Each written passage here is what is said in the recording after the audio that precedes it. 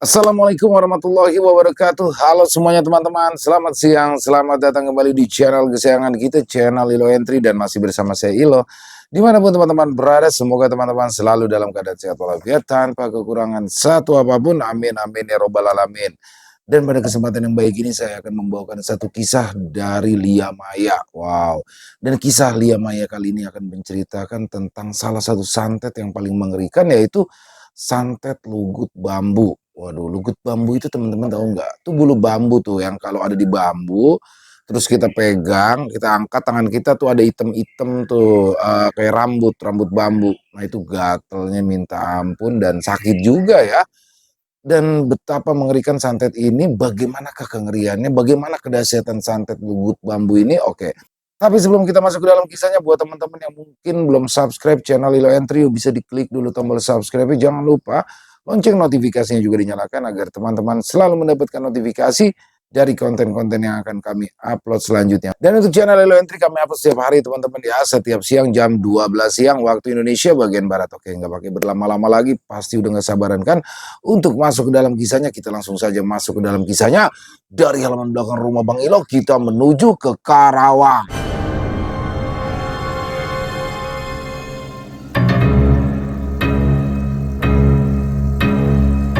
Santet lugut bambu dari daerah Karawang. Nur adalah gadis desa yang tinggal bersama adiknya yang bernama Andi dan ibunya yang bernama Bomarti. Mereka hidup bertiga dalam kesederhanaan. Satu hari, Nur mendapatkan pekerjaan di kota Karawang untuk mengurus seorang pria cacat. Karena Nur sangat membutuhkan pekerjaan untuk membantu perekonomian keluarga dan juga biaya sekolah Andi, ia pun menerima tawaran pekerjaan tersebut dari agen penyalur tenaga kerja. "Mbok, aku berangkat dulu ya. Simbu hati-hati di rumah, jaga diri," ucap Nur lalu meraih tangan ibunya itu.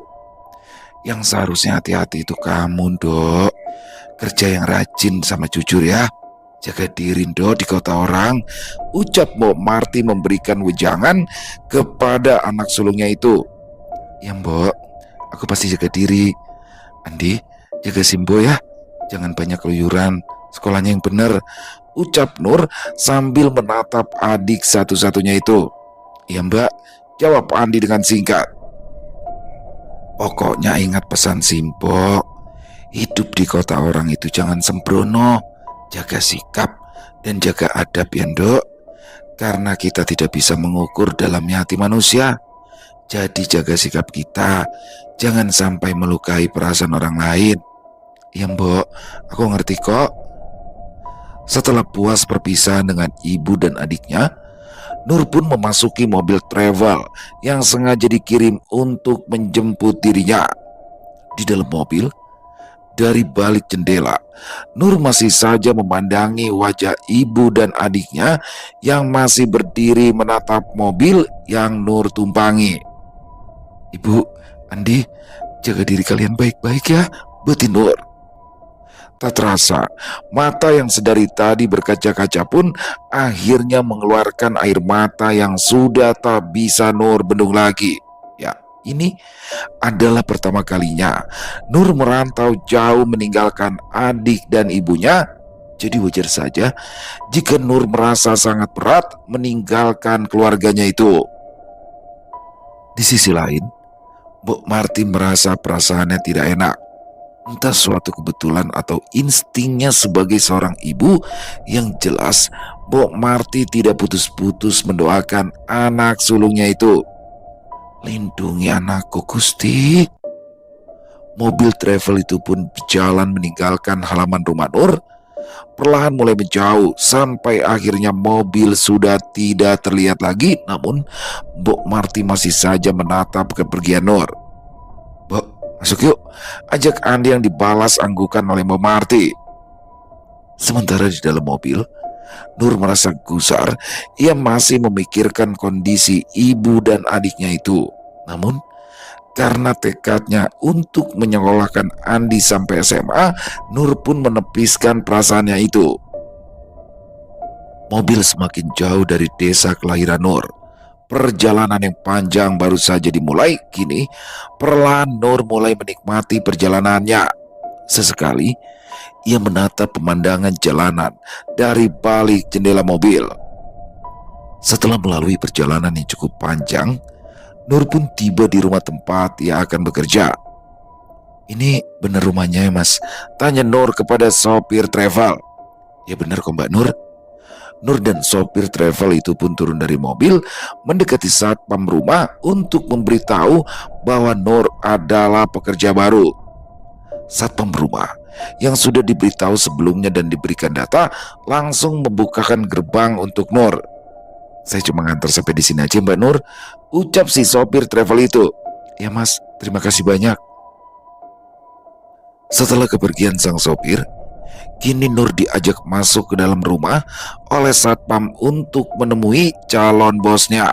Rupanya pemilik rumah sudah menunggu kedatangan Nur, sepasang suami istri yang usianya masih cukup muda.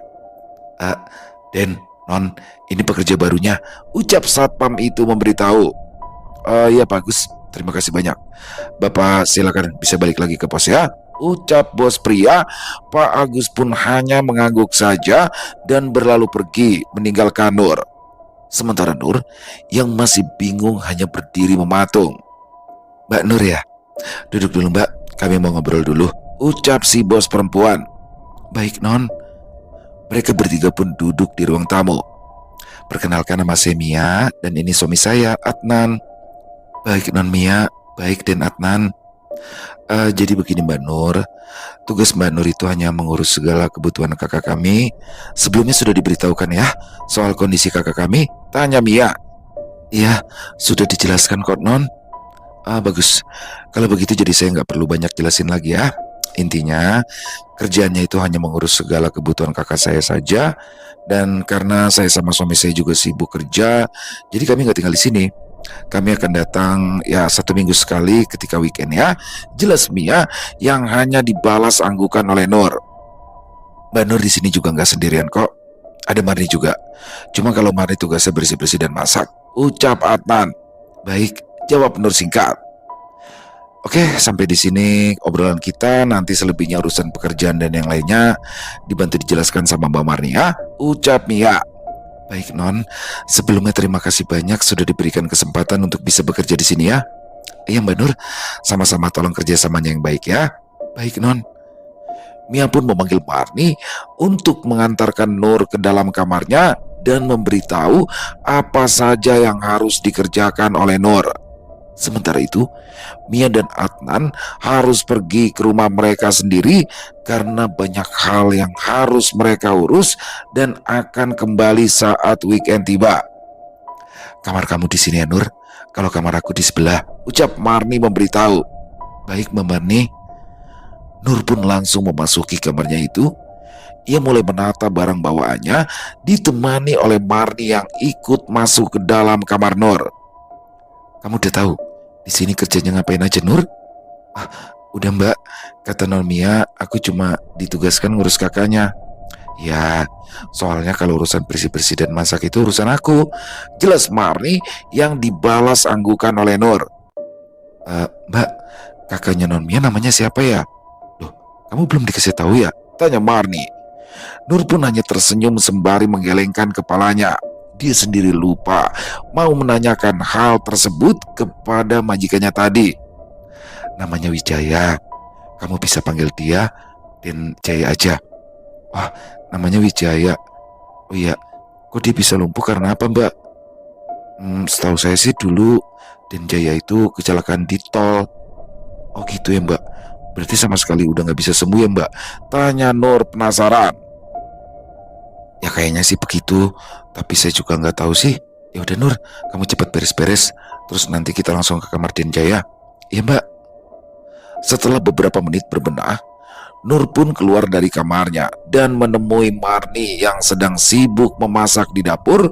Rupanya Marni sedang membuatkan semangkuk sup yang diminta oleh Wijaya. "Lagi masak apa Mbak?" tanya Nur yang tiba-tiba sudah berada di samping Marni. "Ih, kamu ngagetin aja sih Nur. Ini Denjaya minta dibuatkan sup. Nanti kalau kamu udah lama kerja di sini, yang masak buat Denjaya kamu sendiri ya, Nur. Oh, gitu ya, Mbak. Setelah sup matang, Marni meminta Nur untuk membawa sup tersebut. Mereka pun berjalan menuju ke kamar Wijaya yang berada di lantai dasar. Semenjak lumpuh, kamar Wijaya memang sengaja dipindahkan agar mempermudah para pekerja untuk melaksanakan tugas-tugasnya. Tok tok tok. Permisi Den, ini Marni bawa sup yang Aden minta. Masuk aja Mbak, ucap Wijaya dari dalam kamar. Tangan Nur mulai gemetar saat hendak bertemu dengan majikannya itu. Entah kenapa hatinya risau. Terlihat jelas bahwa Nur sangat gugup sampai-sampai sup yang ia bawa hampir saja tumpah. Hati-hati, tegur Marni. Ya Mbak, maaf, aku gugup. Perlahan, Marni membuka pintu kamar Wijaya. Terlihat Wijaya yang setengah duduk di atas ranjang sedang membaca buku. Dia langsung menatap kedatangan Marni dan juga Nur. Permisi Den, ini Nur adalah pekerja baru yang akan mengurus segala kebutuhan Aden, ucap Marni menjelaskan. Oh ya Mbak Marni, jawab Wijaya singkat. Nur yang semula mematung pun kini mulai mendekat dan memberikan sup yang ia bawa kepada majikannya itu. Ini Den supnya, taruh aja di meja ya. Mbak Marni udah boleh keluar, biar Nur aja yang di sini. Tita Wijaya yang dibalas anggukan oleh Marni. Seketika Marni pun keluar dari kamar dan meninggalkan Nur yang masih berdiri kaku di samping ranjang milik Wijaya. Nur, kamu sudah tahu tugas kamu apa saja? Tanya Wijaya. Sudah Den, katanya mengurus semua kebutuhan Aden. Kalau begitu, tolong suami saya. Dek. Nur mematung. Ia terdiam saat Wijaya meminta dirinya untuk menyuapi sup yang ia bawa. Kok diem aja? Niat kerja nggak? Celetuk Wijaya. Iya, niat kok Den. Dengan gagu, perlahan Nur pun mulai menyuapi sup tersebut sampai habis. Selesai menghabiskan sup, rupanya Wijaya meminta Nur untuk memijati pundaknya yang terasa kaku. Nur yang memang sudah terbiasa memijat ibunya pun dengan lihai memijat pundak Wijaya. Wah, pijatanmu enak banget Nur. Kalau gitu pijitin saya setiap hari ya, pinta Wijaya. Baik Den. Selesai memijat, kini waktunya Wijaya untuk mandi.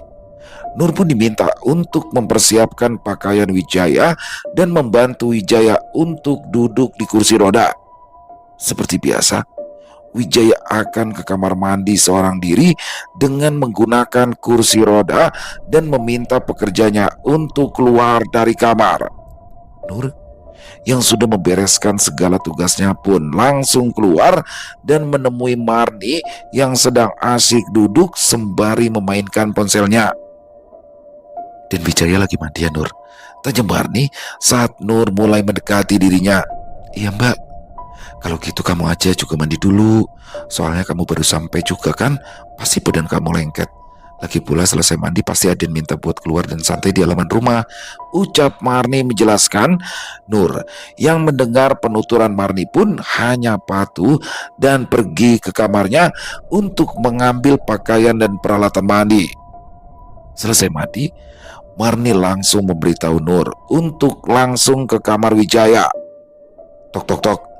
Permisi Den, ini saya Nur, ucap Nur di depan pintu kamar Wijaya. Masuk. Dengan hati-hati, Nur membuka pintu kamar majikannya itu. Rupanya Wijaya sudah rapi dengan pakaian yang sebelumnya sudah disiapkan oleh Nur. Ya, Wijaya memang lumpuh, akan tetapi ia masih bisa melakukan beberapa aktivitasnya sendiri karena memang sudah terbiasa. Mau ke halaman Den? Tanya Nur. Pasti Mbak Mari sudah kasih tahu kan? Tanya Wijaya yang dibalas anggukan oleh Nur. Nur pun membantu Wijaya untuk duduk di kursi roda dan mengambilkan beberapa buku yang Wijaya minta di lemari khusus penyimpanan buku. Ya, Wijaya memang sangat suka membaca. Setiap sore, ia selalu menghabiskan waktunya di halaman rumah sembari membaca buku. Dengan hati-hati, Nur mulai mendorong kursi roda keluar dari kamar menuju halaman rumah. Sesampainya di halaman rumah, Wijaya meminta Nur untuk berhenti tepat di bawah pohon besar. "Nur, tolong buatkan saya jus mangga," ucap Wijaya datar. "Baik Den, tapi Aden gak apa-apa ditinggal sendiri?" tanya Nur. "Ini masih wilayah rumah saya sendiri, jadi jangan khawatir," jelas Wijaya. Nur pun hanya mengangguk dan pergi ke dapur untuk membuat pesanan majikannya itu. Setelah membuatkan jus, Nur kembali menemani Wijaya di halaman rumah dan kembali ke dalam rumah saat pukul 5 sore. Sampai malam tiba, tak terasa hari pertama Nur bekerja berjalan dengan lancar dan semestinya. Beberapa bulan berlalu, Nur sudah sangat terbiasa melayani semua yang Wijaya butuhkan dengan rutinitas harian yang selalu sama. Dengan cekatan, Nur melakukan pekerjaannya. Mia dan Adnan yang suka dengan kinerja Nur pun beberapa kali memberikan Nur bonus di luar gaji. Bahkan Nur sangat diistimewakan, berbeda dengan Marni yang sudah kerja lebih dulu, akan tetapi justru gaji Nur jauh lebih besar, membuat Marni semakin hari semakin tidak menyukai Nur. Nur yang kala itu hanya fokus bekerja untuk menyekolahkan Andi pun tak mau ambil pusing dengan perubahan sikap Marni terhadap dirinya. Hari itu, malam Sabtu, Mia dan Adnan sengaja mengajak Wijaya untuk keluar dan makan di restoran langganan mereka. Tak lupa, mereka juga mengajak Nur. Tak tanggung-tanggung, bahkan Nur dibelikan baju mahal oleh Mia untuk dipakai malam itu. Sedangkan Marni, ia tidak diajak sama sekali dan diberi tugas untuk menjaga rumah bersama dengan satpam. "Nur, udah ditungguin tuh sama Non sama Aden," celetuk Marni yang sudah berada di ambang pintu kamar Nur. "Ya Mbak, bentar lagi ya, tinggal pakai jilbab." "Lah, gak usah rapi-rapi. Mau serapi apapun kamu itu tetap babu di sini," sindir Marni, kemudian berlalu pergi meninggalkan Nur. Nur yang baru selesai menggunakan jilbab pun langsung keluar untuk menemui majikannya yang rupanya sudah siap untuk berangkat. Dengan gagah, Wijaya menggunakan pakaian yang sangat rapi dengan kemeja polos berwarna hitam senada dengan pakaian yang Nur kenakan malam itu. "Sudah Nur?" tanya Mia. "Sudah Non." "Ya sudah, ayo kita jalan sekarang," ucap Adnan. Mereka berempat pun keluar dari rumah dan memasuki mobil, sedangkan dari kejauhan Marni menatap kepergian mereka dengan mulut berkomat-kamit. "Kamu cantik banget deh Nur kalau rapi begini," puji Mia. "Bisa aja sih Non, saya jadi malu ini," ucap Nur tersipu malu. Yang dibilang sama Mia emang benar kok, timpal Wijaya. Nur terdiam sejenak. Ia merasa bersyukur sebab pertama kali merantau di kota orang, justru ia mendapatkan majikan yang sangat baik dan memperlakukan dirinya bukan selayaknya pembantu, melainkan seperti kerabat sendiri. Selang 1 jam perjalanan, mobil yang dikendarai Adnan pun sampai di parkiran restoran langganan mereka. Dengan hati-hati, Adnan pun membantu Wijaya untuk menggunakan kursi rodanya dan Nur yang sudah bersiap-siap di belakang Wijaya untuk mendorong kursi roda tersebut. Setelah memasuki restoran, Nur dibebaskan untuk memesan apa saja yang ia inginkan malam itu. Namun Nur yang tahu diri pun hanya mengikut saja dan tidak memilih menu makanan. Pada akhirnya Wijayalah yang memilihkan menu untuk Nur.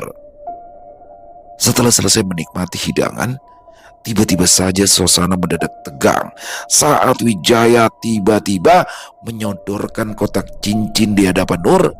Nur yang bingung hanya terpaku saat melihat kotak cincin tersebut. "Nur," panggil Mia yang berhasil membuyarkan lamunan Nur. Iya Non, ada satu hal yang ingin kami sampaikan sama kamu." Nur hanya terdiam sambil mengerutkan alisnya dan bersiap mendengarkan kelanjutan yang akan Mia ucapkan. Kami, mewakili kakak kami Kak Wijaya, ingin melamar kamu untuk menjadi istri Kak Wijaya. Apa kamu mau? Bagi tersambar petir saat Nur mendengar kalimat tersebut. Hal yang sama sekali tidak terbayangkan di benaknya membuat Nur seketika terdiam. Nur, saya sudah sampaikan dengan Mia dan Adnan bahwa saya sudah lama menyimpan perasaan ini. Saya mau kamu jadi istri saya. Ya, walaupun saya cacat, tapi setidaknya jika kamu menikah dengan saya, kamu tidak akan kekurangan harta. Jelas Wijaya. Ya Nur, apa kamu bersedia? Timpal Adnan. Nur masih terdiam. Ia berupaya mencerna kejadian tersebut. Dalam benaknya, Nur hanya menganggap jika Wijaya sebagai bosnya saja. Ia tidak berpikir sama sekali untuk menjadi istri Wijaya, sekalipun Wijaya memiliki harta yang banyak.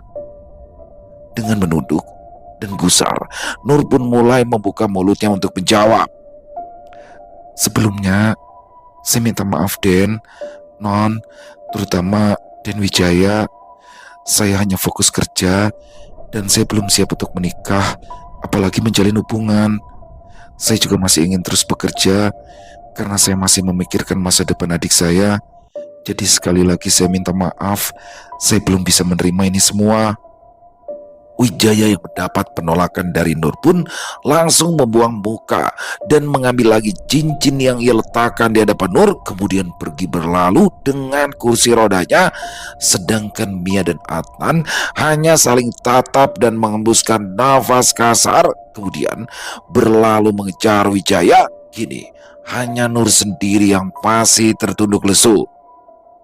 Dia akhirnya bangkit dari tempat duduk dan menyusul majikannya itu. Sesampainya di rumah, suasana menjadi sangat canggung. Tidak ada obrolan di antara mereka berempat. Marni yang mendapati kejanggalan tersebut pun hanya menyeringai puas. Setelah kejadian penolakan sudah 1 minggu lamanya, Wijaya tidak ingin diurus oleh Nur. Bahkan pekerjaan Nur kini digantikan oleh Marni, sementara Nur menggantikan pekerjaan Marni. Nur tidak protes sama sekali karena ia memang belum siap jika harus berhadapan kembali dengan Wijaya. Hari itu, selesai bekerja, entah mengapa, malam itu Nur terasa sangat gusar.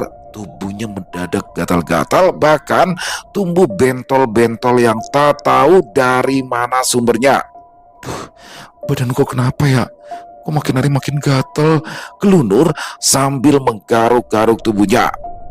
Marni yang sangat gembira saat itu karena baru saja mendapat bonus, berniat untuk memamerkan kepada Nur. Namun dia melihat Nur tengah sibuk menggaruk-garuk tubuhnya di dalam kamar. "Mau apa kamu?" tanya Marni di ambang pintu. "Gak tahu Mbak, dari beberapa hari yang lalu badan aku gatal-gatal." Azab kali, karena kamu kegatelan sama Den Wijaya," cetus Marni dengan wajah sinis.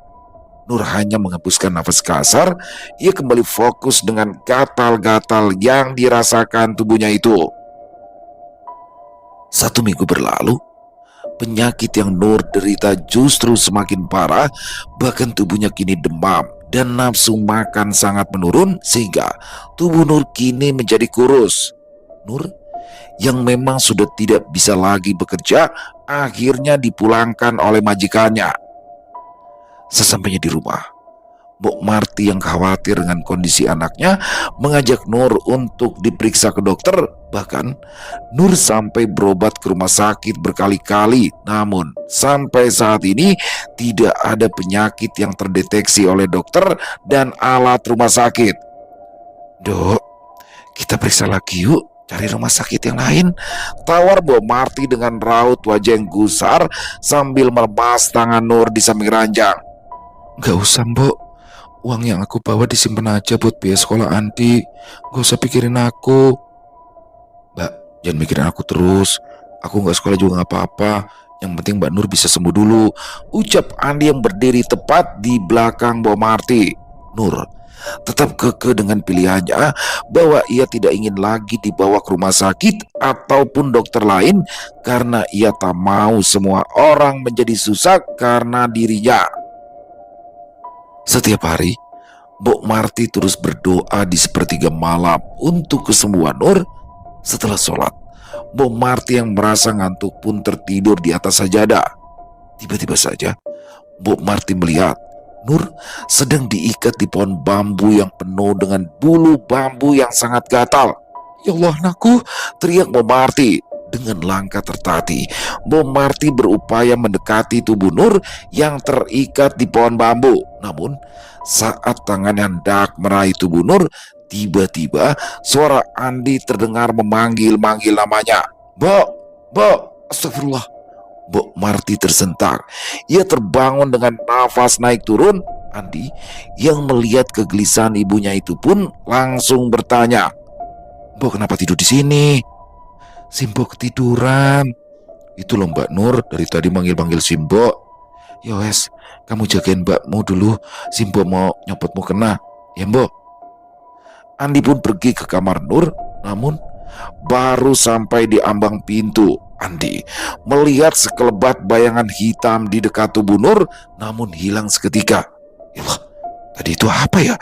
Gumam Andi yang masih terpaku di ambang pintu. Mbok Marti yang melihat Andi masih di ambang pintu pun menepuk pundak Andi pelan. Kamu ngapain di sini aja? Si Mbok, Mbok, tadi aku lihat sesuatu di dekat Mbak Nur. Lihat apa? Bayangan hitam, Mbok. Mendengar penuturan Andi, Mbok Marti pun langsung masuk ke dalam kamar Nur dan terlihat Nur masih memejamkan kedua matanya dengan wajah yang sangat pucat dan tubuh yang sudah kurus kering. Dok, makan dulu ya, bisik Mbok Marti tepat di telinga Nur. Mendengar suara ibunya, Nur pun membuka matanya perlahan dan hanya mengangguk pelan.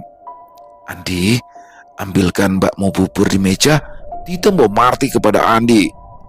Andi bergegas ke dapur dan mengambil bubur yang sebelumnya sudah disiapkan oleh Mbok Marti. Ini Mbok.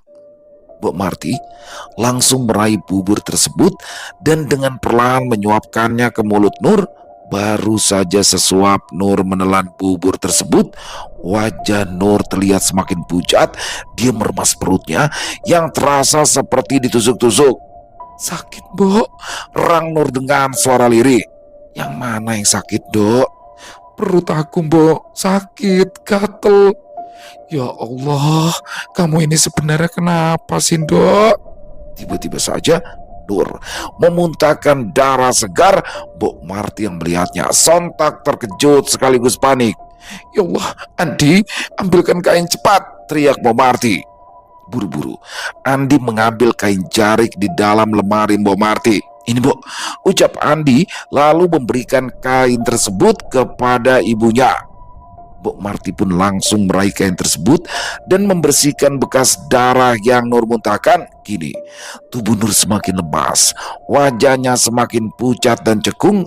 Terlihat jelas bahwa Nur sesekali meringis kesakitan. Bibirnya yang memerah akibat darah pun tak lupa Mbok Marti bersihkan. Andi, ada yang gak beres sama mbakmu. Kamu ke rumah Pak Alif sekarang, minta beliau datang ke rumah, titah Mbok Marti kepada Andi. Andi dengan sepedanya melaju pergi ke rumah Pak Alif yang letaknya di desa sebelah. Pak Alif merupakan seseorang yang bisa meruqyah atau menyembuhkan penyakit aneh yang tidak terdeteksi oleh medis. Karena merasa ada kejanggalan dari penyakit yang Nur derita, Mbok Marti pun duduk di tepi ranjang sambil mengaji. Sesekali beliau menoleh ke arah pintu untuk memastikan kedatangan Andi dan Pak Alif. Namun sampai saat ini Andi masih belum kembali. Kenapa lama banget sih Andi? Ya Allah, keluh Mbok Marti. Mbok Marti merasa gusar melihat wajah Nur yang terus meringis kesakitan dan sesekali merintih. Aku gak kuat, Mbok, ucap Nur dengan sangat lirih. Sabar ya, Dok, sebentar lagi Andi pasti datang sama Pak Alif. Selang beberapa waktu, Andi pun kembali Namun sangat disayangkan, ia datang seorang diri tanpa membawa Pak Alif yang diharapkan bisa ikut datang.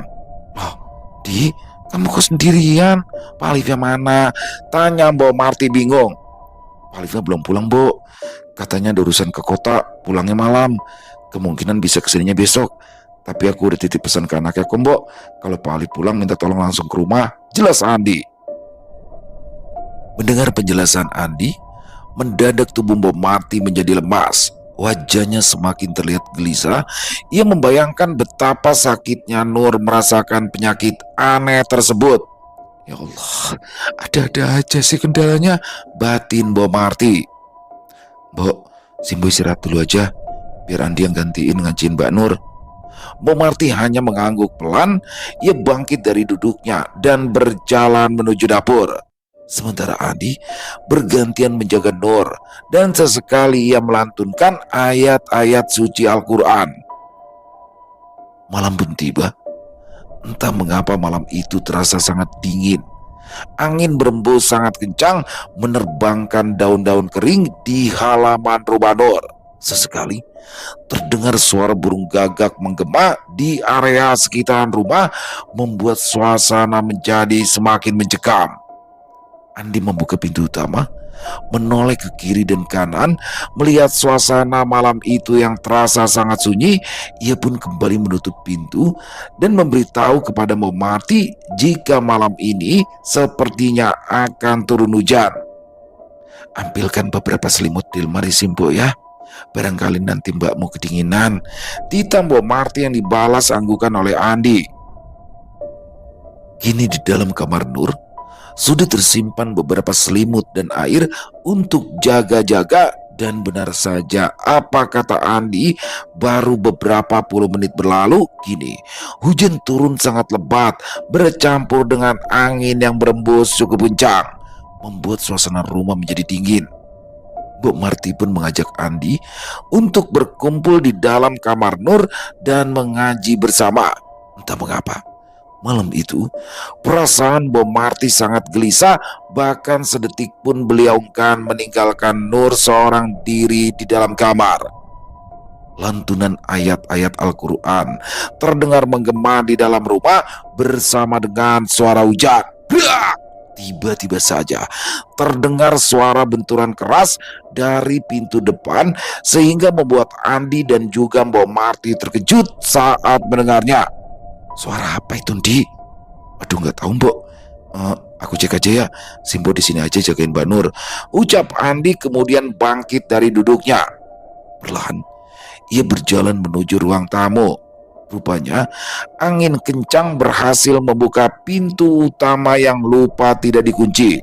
Buru-buru Andi mendekati pintu utama dan hendak menutupnya. Saat hendak menutup pintu, tanpa sengaja Andi melihat banyak sekali burung gagak terbang di area rumahnya. Andi yang terkejut langsung buru-buru menutup pintu dan menguncinya. Ia pun kembali ke kamar Nur dan memberitahu hal tersebut pada ibunya. Mbok, di luar banyak banget burung gagak, Mbok. Terbang-terbang, padahal kan hujan deras. Wes, gak usah dipikirin. Ayo sini, jagain mbakmu. Kita ngaji lagi.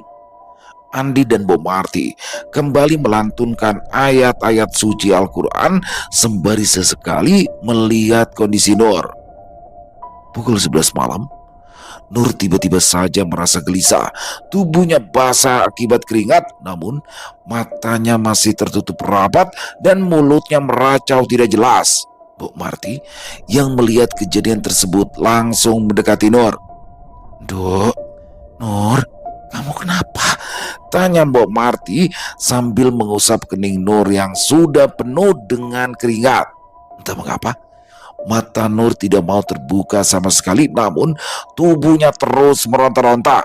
Andi, cepat tuangkan air hangat, tita Mbok Marti. Buru-buru Andi langsung menuangkan air putih hangat ke dalam gelas dan memberikannya kepada Mbok Marti. Seketika Mbok Marti meraih gelas tersebut dari tangan Andi. Minum dulu ya, Dok. Bismillah. Mbok Marti mencoba meminumkan air tersebut ke dalam mulut Nur yang masih meracau. hanya sedikit air yang masuk. Namun tiba-tiba saja mata Nur terbuka membelalak, tangannya tiba-tiba mencengkram lehernya sendiri. "Ya Allah, Dok, jangan!" teriak Mbok Marti. Andi dan Mbok Marti pun berupaya menahan pergerakan tangan Nur, dan lagi-lagi Nur memuntahkan darah segar. Namun kali ini berbeda. Bukan hanya darah saja, tetapi bercampur dengan bulu bambu yang bercampur dengan darah. "Ya Allah!" pekik Mbok Marti terkejut melihat muntahan tersebut. "Sakit, Mbok," ucap Nur dengan lirih.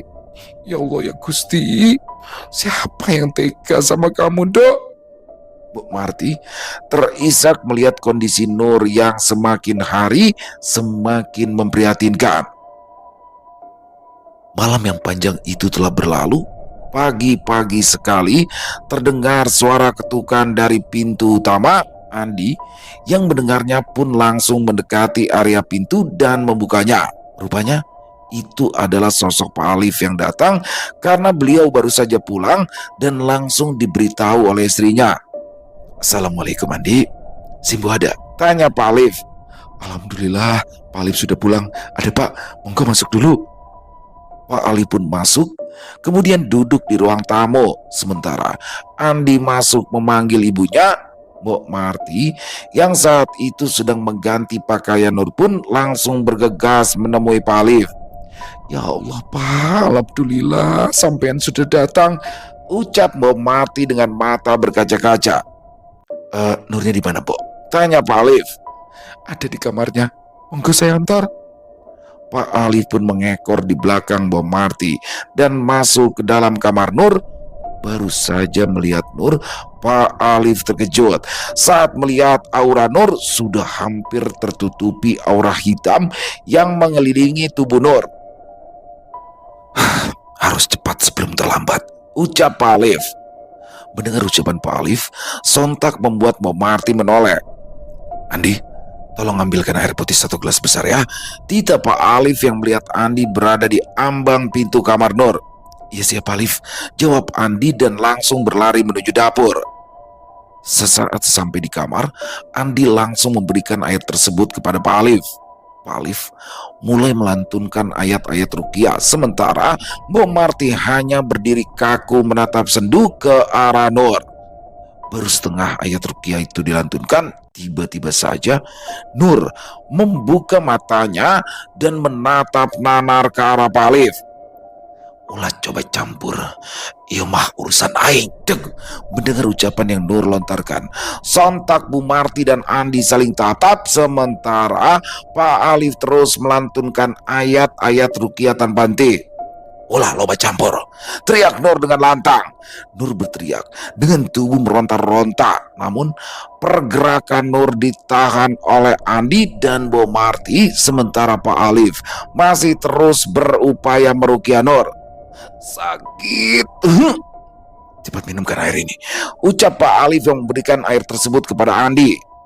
Dengan sigap, Andi meminumkan air tersebut ke mulut Nur dengan susah payah. Namun, Andi berhasil membantu air tersebut masuk ke dalam tenggorokan Nur. Tiba-tiba saja, Nur merasakan sakit yang luar biasa. Dia merasakan sesuatu di dalam tubuhnya, mulai dari kepala berjalan menjalar menuju tenggorokan, dan dari ujung jari kaki berjalan menuju perut, lalu berkumpul di tenggorokan. Rasanya sangat sakit, seperti ditusuk-tusuk ribuan jarum kecil dari dalam tubuh. Nur menggerang sangat keras, matanya membelalak menahan sakit tak tertahankan, tubuhnya gemetar dan berkeringat cukup banyak. "Andi, cepat ambilkan ember atau baskom," titah Pak Alif kepada Andi. Andi yang sedang menahan pergerakan tubuh Nur langsung mengangguk dan berlari ke arah dapur. Sekembalinya Andi, ia sudah membawa 1 baskom besar. "Bantu Nur duduk," ucap Pak Alif. Nur yang sedang mengerang kesakitan di bagian lehernya pun dipaksakan untuk setengah duduk, dan di depannya sudah diletakkan baskom yang Andi bawa. Kini, Pak Alif semakin keras melantunkan ayat-ayat ruqyah sementara Andi menahan tubuh Nur dari belakang, sedangkan Bob Marty memegangi tangan Nur yang selalu berupaya untuk mencengkram lehernya sendiri. Terlihat jelas, Nur sangat kesakitan. Ia masih terus mengerang dan tiba-tiba saja Nur memuntahkan banyak sekali darah segar ke dalam baskom. Tidak hanya darah saja, rupanya yang Nur muntahkan ialah darah bercampur dengan bulu bambu yang sangat banyak. Nur merasakan tenggorokannya seperti terbakar dan gatal karena bulu bambu tersebut. Tubuhnya langsung lemas ketika ia berhasil mengeluarkan semua yang menjadi benalu di dalam tubuhnya. Minumkan lagi air, Randy. Habiskan. Setelah itu, baringkan tubuh Nur. Tidak Pak Alif yang dibalas anggukan oleh Andi. Andi pun meraih gelas di meja dan meminumkannya lagi kepada Nur. Mbak, diminum lagi mbak, biar cepat sembuh, ucap Andi. Nur yang sudah tidak memiliki tenaga pun hanya mengangguk pelan, sedangkan Bob Marty sedari tadi tidak mengeluarkan sepatah kata pun karena syok melihat apa yang beliau lihat saat ini. Setelah memastikan Nur baik-baik saja, Pak Ali pun mengajak Mbak Marty untuk membicarakan keadaan Nur, sedangkan Andi masih menjaga Nur di dalam kamar. Di ruang tamu, Mbok Marty berbicara empat mata dengan Pak Alif. Dengan sangat serius, Mbok Marty mempertanyakan perihal yang ia lihat barusan. Nur itu disantet. Ada yang sakit hati sama Nur. Tapi sekarang alhamdulillah, santet itu sudah lepas dari tubuh Nur, ucap Pak Alif. Ya Allah, sopo sing tega ngirim santet ke Nur ya, ucap Mbok Marty dengan raut wajah yang tidak menyangka. Kiriman ini berasal dari Karawang. Nanti kalau Nur sudah pulih, tanyakan saja apa yang pernah terjadi sama dirinya. Tapi siapapun yang mengirimkan santet itu sekarang sudah mendapatkan hasil dari apa yang mereka perbuat. Dimaafkan saja demi kebaikan Nur. Iya, nanti coba saya ajak Nur ngobrol. Makasih banyak atas bantuannya Pak. Sama-sama Mbak Marty. Kalau begitu saya pamit pulang dulu. Assalamualaikum. Waalaikumsalam. Sekali lagi terima kasih banyak Pak. Sami-sami Bu. Pak Ali pun keluar dari rumah Mbak Marty dan pergi meninggalkan rumah. Sedangkan Nur, dia masih terlelap dengan tubuh yang terkulai lemas di atas ranjang. Rupanya bekas Nur muntah sudah dibersihkan oleh Andi. Mbak mau istirahat, Di? Tanya Mbak Marty di ambang pintu keluar. Ya Mbak, kasihan banget Mbak Nur. Kayaknya tenaganya terkuras habis. Pasti juga badannya sakit semua Mbak. Yowes, kamu keluar aja Andi, biar mbakmu bisa istirahat. Andi pun menuruti ucapan Mbak Marty. Pukul 5 sore, Nur yang sudah terbangun mengedarkan pandangannya ke area kamar. Dia merasa tubuhnya terasa sakit dan tenggorokannya masih terasa perih. Andi, Mbak. Nur berupaya memanggil keluarganya dengan sisa suara yang ada. Andi yang mendengar suara Nur pun memberitahukan Mbak Marty. Mbak Marty dan Andi langsung menemui Nur di dalam kamarnya. Sudah bangun Dok? Ini diminum dulu biar tenggorokannya enak. Nur pun langsung menghabiskan air yang diberikan oleh Mbak Marty, air yang sudah didoakan oleh Pak Alif untuk menetralkan kembali tubuh Nur dari pengaruh sihir santet tersebut. Seminggu berlalu setelah proses ruqyah, kini Nur pun sudah kembali pulih. Perlahan, ia sudah bisa makan dengan lahap dan perlahan sedikit demi sedikit bisa melakukan aktivitas di rumah. Wajahnya kembali memerah dan sudah tidak pucat. Tubuhnya kini jauh lebih segar walaupun masih belum dengan berat badan yang normal. Siang itu, Nur, Andi, dan Mbak Marty tengah bersantai di ruang televisi. Mbak Marty yang merasa jika sudah waktunya untuk menanyakan suatu hal kepada Nur, memulai obrolan tersebut. Nur, ya Mbak, waktu kamu kerja, memangnya ada yang gak suka sama kamu? Nur terdiam. Ia kembali mengingat kejadian-kejadian saat ia masih bekerja di Karawang. Awalnya sih nggak ada, Mbok. Cuma waktu itu Mbak Marni sikapnya berubah sama aku, ucap Nur. Berubah? Berubah karena apa? Gak tahu, Mbok. Tapi yang jelas sikapnya itu berubah dan gak seramah biasanya. Nur juga menceritakan bahwa ia sempat dilamar oleh bosnya yang cacat itu. Namun, Nur menolaknya secara halus dan memberi alasan bahwa dirinya masih ingin fokus bekerja. Dan dari situlah semuanya berubah. Bahkan sikap Marni juga ikut berubah. Tidak lama kemudian Nur pun sakit-sakitan. Mbok Marti pun berupaya mencerna cerita dari Nur. Besar kemungkinan yang mengirim santet tersebut adalah di antara dua orang itu, entah itu Marni atau Wijaya mantan bosnya. Sampai saat ini tidak ada yang tahu, semua biarlah menjadi urusan ilahi. Karena karma tidak akan pernah salah sasaran, kini Nur dan keluarganya kembali menjalani kehidupan yang normal seperti sedia kala. Selesai. Wow, luar biasa kisah dari Lia Maya, santet lugut bambu, ngeri banget ya. Di sini bagaimana Nur yang fokus bekerja ya, datang ke Karawang merawat majikan yang bernama Pak Wijaya yang mengalami cacat, dia tidak bisa bergerak ya teman-teman ya. Tapi di sini sekonyong-konyong Pak Wijaya langsung melamar Nur tuh. Aduh, ya otomatis Nur nggak ini dong, nggak mau ya. Dia nggak silau sama harta karena fokus dia hanya bekerja.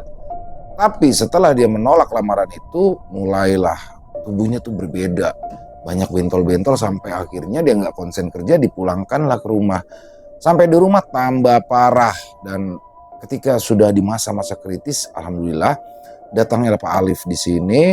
Dan ternyata Pak Alif bilang bahwasanya Nur dikirimi santet mengerikan, yaitu santet lugut bambu. Wah, ngeri banget ya. Untungnya belum terlambat nih, jadi Nur bisa sembuh ya. Lugut bambu mungkin sesuai dengan namanya ya, bulu bambu gatal, jadi gatal banget, tapi ternyata juga mematikan santet ini teman-teman. Tapi di sini di endingnya tidak diceritakan ya siapa yang mengirimkan, karena ini based on true story, jadinya ya Nur juga udah lost contact tuh sama Pak Wijaya, sama rekan kerjanya yang nggak suka sama dia. Dia udah lost contact, dan di sini Pak Alif bilang santetnya kembali. Tapi Nur juga nggak peduli, keluarganya Mbok Marti juga nggak peduli, yang penting Nur sembuh, titik. Waduh, ngeri, keren banget. Di sini mereka ya benar-benar ikhlas saja ya, ikhlas, yang penting sembuh, udah nggak peduli deh siapa yang mau ngirimin dan dapat apakah yang mengirimkan santet lugut bambu itu. Yang jelas Nur sembuh, itu udah cukup bagi mereka. Keren, pakai banget. Mari kita ambil hikmah yang baiknya dari kisah barusan ya, dan dibuang yang buruk-buruknya. Buat Lia Maya, terima kasih atas kisahnya yang luar biasa. Ditunggu lagi untuk kisah-kisah selanjutnya, dan semoga kisah barusan bisa menghibur teman-teman semua ya, para pecinta penikmat horor misteri. Lebih khusus lagi kepada para subscriber dari channel Ilo Entry. Buat yang suka dengan videonya, bisa diklik tombol like atau tombol jempol, boleh juga dibantu di-share ya link videonya ke teman-teman yang lain agar juga ikut merasa terhibur. Dan buat yang punya komentar lain, yang buat punya pendapat yang lain, silakan bisa menuliskan di dalam kolom komentar ataupun hanya sekedar saling menyapa. Insya Allah kami akan menjawab satu persatu. Di akhir kata, saya Ilo mengucapkan permohonan maaf apabila mungkin dalam pembawaan kisahnya barusan ada kata-kata saya yang salah ataupun ada kata-kata saya mungkin yang kurang berkenan. Saya mohon dibukakan pintu maaf yang seluas-luasnya. Sampai berjumpa lagi di konten-konten kami selanjutnya. Masih bersama saya Ilo di channel Ilo Entry. Salam sehat, sukses selalu untuk kita semua. Wassalamualaikum warahmatullahi wabarakatuh.